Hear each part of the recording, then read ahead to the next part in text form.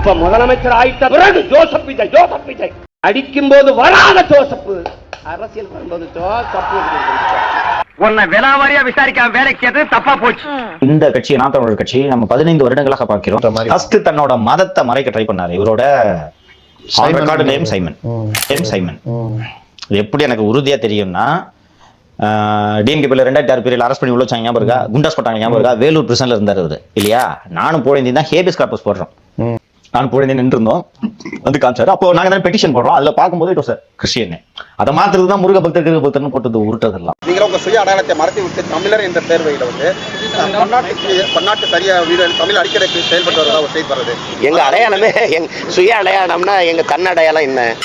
எங்க அடையாளம் என்பதே தமிழன் என்கிறதா. வேறெல்லாம் வந்து ஜெபஸ்டின்றது வந்து சைமன் மாற்றி வச்சிருக்கீங்க.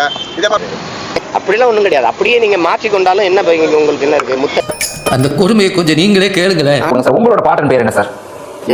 உங்களுக்கு ஒரு பாட்டன் இருப்பாருல்ல, உங்க அப்பாவோட அப்பா, அவர் பேர்லாம் என்ன சார்? எங்க அப்பாவோட அப்பா பேரு யாகப்பர். எங்க அப்பாவோட அப்பா அவர் வந்து நாங்க வந்து எங்களுக்கு கொல்லங்குடி எங்களுக்கு காளி வந்து எங்க குலதெய்வம். நாங்க வந்து என்ன சொல்றது, ஒரு வேளாண் குடும்பத்தை சேர்ந்தவர்கள்.